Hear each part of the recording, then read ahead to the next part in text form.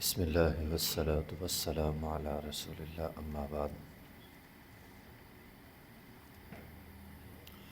صفحہ نمبر ہے 250 اور آیت نمبر ہے 93۔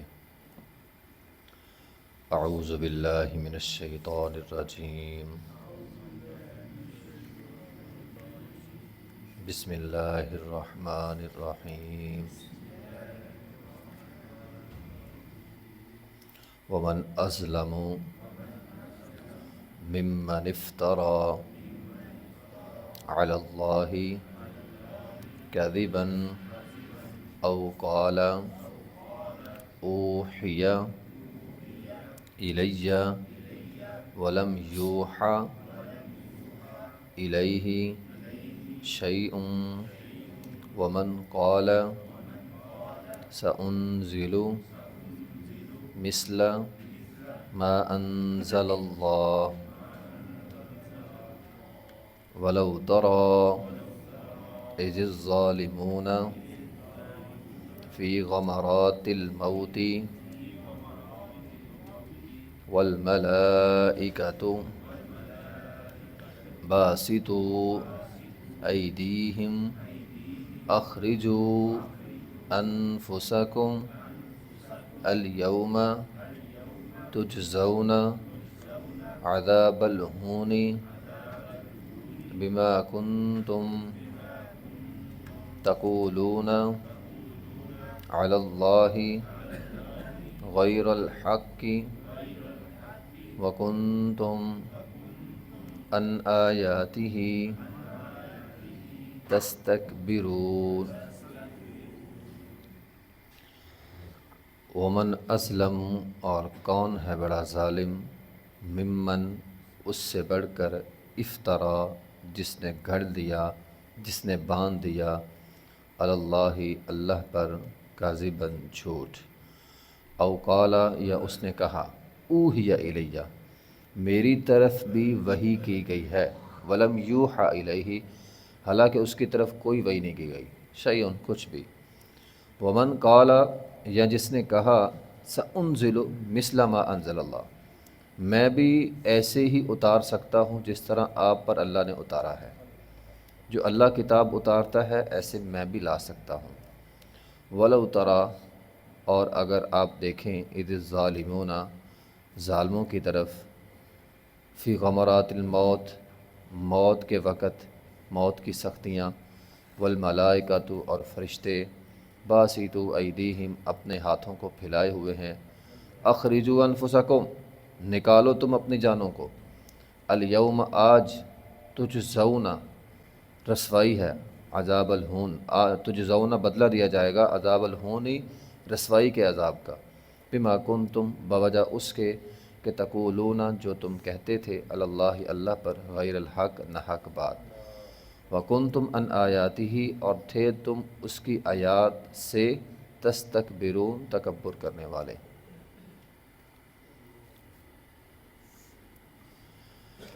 ومن اظلم، کون ہے بڑا ظالم۔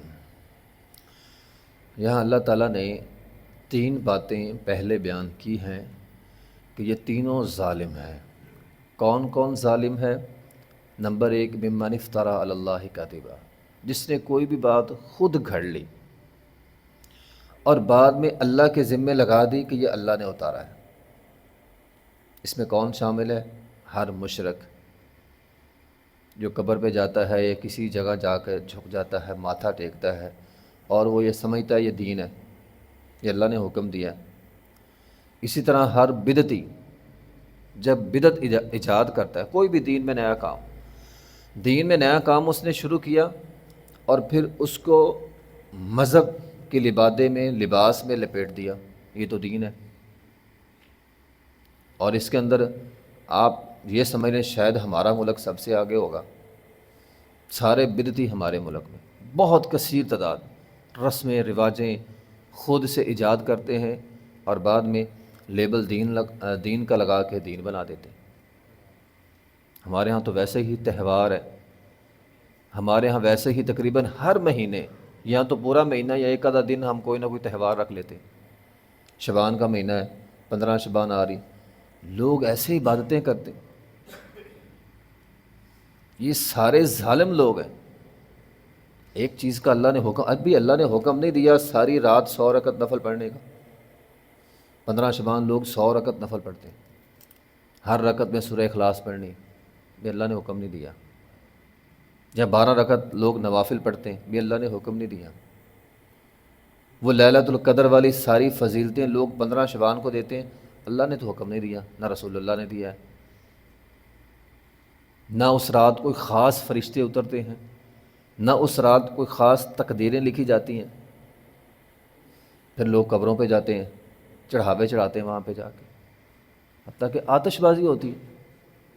آتش بازی کون سا دین ہے؟ تو یہ لوگ ظالم ہیں، ان کو اللہ تعالیٰ نے قرآن میں سب سے بڑا ظالم قرار دیا۔ پھر 15 شعبان کا لوگ روزہ رکھ لیتے ہیں، ویسے ہی آپ روزہ رکھیں کسی بھی دن کا، لیکن کسی دن کو خاص کر کے روزہ رکھنا یہ بدعت ہے۔ آپ نے ایک دن مختص کر لیا، اس طرح کوئی بھی عبادت کرنی ہے آپ کسی بھی دن کریں، لیکن عبادت کے لیے آپ کوئی دن خاص مقرر کر لیتے ہیں، یہ بدعت ہے۔ اب 12 رکعت نوافل پڑھنا غلط نہیں ہے، لیکن اس کے لیے آپ نے ایک رکعت خاص پڑھ لی اور پھر یہ کہا کہ ہر رکعت میں سورہ اخلاص پڑھنی ہے، یہ بدعت ہے۔ آتش بازی تو ویسے مجوسیوں کا ہے، من تشبہ بقوم فہو منہم، جو کسی قوم کی مشابہت اختیار کرتا ہے وہ ان میں سے ہو جاتا ہے۔ تو پھر ہم مسلمان تو نہ رہے۔ تو یہ سارے لوگ اس میں شامل ہیں، کس میں؟ ومن اظلم ممن افتری علی اللہ کذبا، جو سب سے بڑے ظالم ہیں جنہوں نے اللہ اور اس کے رسول پر جھوٹ باندھا ہے۔ اسی طرح ان میں وہ لوگ بھی شامل ہیں، اس پہلی قسم میں، جو کوئی چیز ایجاد تو نہیں کرتے لیکن قرآن یا حدیث کا غلط مطلب، غلط تعویل نکال کر غلط فتوے دیتے ہیں۔ انہوں نے کوئی چیز ایجاد نہیں کی، اپنی طرف سے کسی بھی قرآن کی آیت ہے، کسی بھی حدیث ہے، غلط مطلب نکال لیا، لوگوں کی غلط رہنمائی کر دی، یہ لوگ اس کے اندر شامل ہیں۔ نمبر 2، او قال اوحی الی ولم یوحى الیہ شیء، جس نے کہا مجھ پر وحی آتی ہے اور جھوٹا نبوت کا دعویٰ کیا، وہ سب سے بڑا ظالم ہے۔ نبی علیہ الصلوۃ والسلام کے بعد کوئی نبی نہیں آئے گا، وہ سب سے بڑا ظالم ہے۔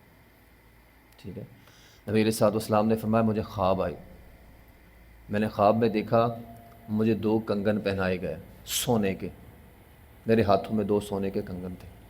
میں حیران ہو گیا، سونے کے کنگن؟ میں نے گھبراہٹ میں انہیں پھونک ماری، وہ دونوں اڑ گئے۔ آپ علیہ الصلوۃ والسلام نے خواب کی تعبیر یہ فرمایا اللہ تعالیٰ میرے بعد جھوٹے نبیوں کو بھیجے گا۔ پھر آپ نے نام لیا مسیلمہ کذاب کا اور اسود انسی کا، فرمایا یہ میرے بعد نبوت کا جھوٹا دعویٰ کریں گے، اور ویسے ایک حدیث میں 30 جھوٹے نبی ہیں، فرمایا میرے بعد 30 لوگ آئیں گے جنہوں نے جھوٹے ہوں گے اور نبوت کا دعویٰ کریں گے، وہ کہیں گے کہ مجھ پر وحی آتی ہے، حالانکہ ان پر کوئی وحی نہیں آتی۔ نمبر 3 کون سے لوگ ہیں؟ ومن قال سأنزل مثل ما انزل اللہ، یہ بھی ظالم ہے۔ کون؟ جو یہ دعویٰ کرے کہ میں اس دین جیسا دین لا سکتا ہوں، میں اس شریعت جیسی شریعت لا سکتا ہوں۔ جو دین کا ایک خاص حکم ہے، کسی بھی وقت میں دین کا ایک خاص حکم ہے، وہ اس جیسا کوئی اور حکم لے آئے، اس جیسی کوئی اور شریعت لے آئے، اس جیسا اللہ کا کوئی اور فرمان لے آئے، تو یہ بھی کیا ہے؟ یہ ظالم ہے۔ اب مثال کے طور پر ہے نماز کے بعد، یہ بدعت کے اندر بھی آ جاتا نا، نماز کے بعد فلاں فلاں اذکار کرنا ہے، فلاں، یہ سنت سے ثابت ہے، کوئی بندہ اٹھا کے کوئی اور لے آئے، نہیں یہ رہنے دو اور یہ کام شروع کر دو، یہ شریعت کے مقابلے میں شریعت کھڑی کر رہا ہے۔ تو جو بندہ کہے کہ میں بھی ویسا لا سکتا ہوں جیسا اللہ نے اتارا ہے، تو یہ سب سے بڑا کیا ہوگا؟ ظالم ہوگا۔ یہ 3 ظالم ہو گئے۔ وَلَوْ تَرَىٰ إِذِ الظَّالِمُونَ، اے کاش اے پیغمبر آپ دیکھتے ان ظالموں کی موت، فی غمرات الموت، ان ظالموں کی آپ موت دیکھتے ہیں جب موت کے نزاع کا وقت ہوتا ہے۔ وَالْمَلَائِكَةُ بَاسِطُو أَيْدِيهِمْ، فرشتے آتے ہیں اپنے ہاتھ پھیلاتے ہیں۔ ہاتھ پھیلانے کا مطلب وہ کہتے ہیں ہاں بھی روح نکالو اپنی، اخرجوا انفسکم، اپنی روح نکالو. آپ روح تو نہیں نکلتی، فرشتے مارتے ہیں. فرشتے روح ایسے نکالتے ہیں جیسے نرم کپڑا جھاڑیوں میں چھپ جائے، پھنس جائے اور اس کو کھینچ کے نکالا جاتا ہے. وہاں سے نکال کے روح کے چیتھڑے ہو جاتے ہیں. ایک حدیث کے مطابق فرشتے آتے ہیں، کہتے ہیں اخرجوا انفسکم، اور روح نکالو. روح کو حکم دیتے ہیں نکلو، اللہ کے عذاب کی طرف وہ چھپ جاتی ہے. فرشتے جسم کے اندر جا کر اسے باہر نکالتے ہیں. الیوم تجزون عذاب الہون، نکلو تم عذاب ہون کی طرف. اب یہ عذاب ہون بذات خود ایک عذاب ہے. رسوائی بھی ایک عذاب ہوتا ہے. ایک ہوتا ہے جسمانی مار، بندے کو جسمانی مار لگے، یہ ایک عذاب ہوتا ہے. ایک ہے جسمانی مار کے ساتھ ساتھ رسوائی بھی، یہ اس سے بڑا عذاب ہے.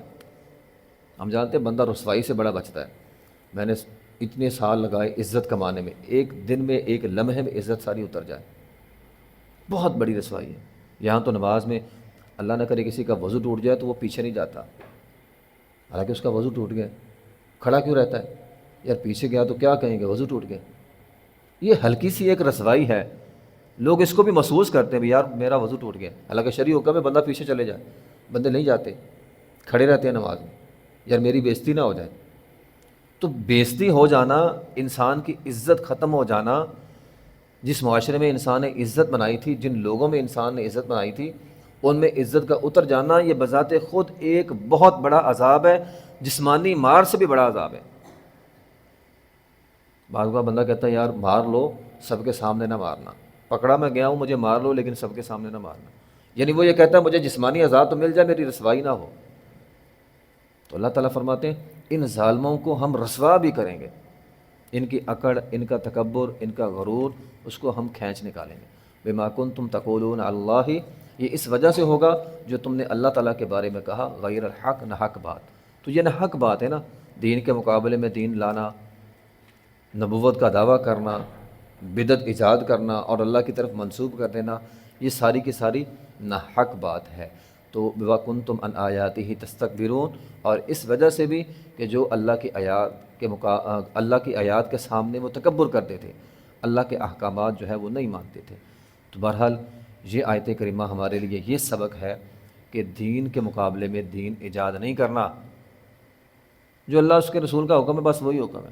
اور نہیں مجھے بڑا پتہ ہے، میں جانتا ہوں، میں نے مولویوں سے سنا ہے. کس مولوی سے سنا ہے؟ کسی سے بھی نہیں سنا ہوتا. اور بھئی تجھے حدیث سنا رہے ہیں، اور نہیں مجھے پتہ ہے، میں اتنے سال ہو گئے یہ کام کرتا رہوں، مجھے بہت پتہ ہے.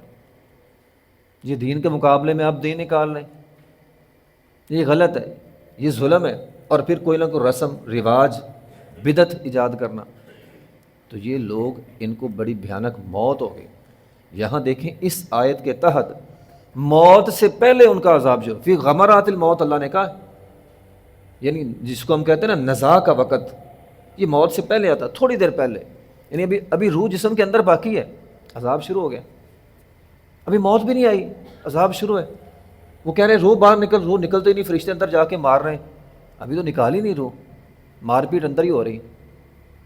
قرآن یہ کہتا ہے یضربون وجوہہم وادبارہم، وہ چہرے پہ مارتے ہیں، پیٹھ پہ مارتے ہیں. ابھی موت نہیں آئی، ابھی موت نہیں آئی، موت سے پہلے عذاب شروع ہو گیا. ایسے لوگوں کا عذاب موت سے پہلے ہی شروع ہو، نزاع کے وقت میں شروع ہو جاتا ہے. یہ تھوڑی دیر پہلے ہوتا ہے موت سے، فرشتوں کو دیکھتا ہے بندہ آتا ہے. ایسی حالت میں بندے کی توبہ بھی قبول نہیں ہوتی. نزاع کے وقت کی توبہ قبول نہیں ہے، نزاع کے وقت سے پہلے پہلے بندے کی توبہ قبول ہوتی ہے. تو جو دین کے مقابلے میں دین ایجاد کرے، کہے مجھے بڑا پتہ ہے، پتہ کچھ نہیں ہوتا، یا کوئی بدعت نکالے، اس کے لیے یہ ہے کہ بھیانک عذاب اس کے لیے ہوگا. اس لیے انسان کو دین کے مطابق جو ہے وہ چلنا چاہیے. وآخر دعوانا الحمدللہ رب العالمین.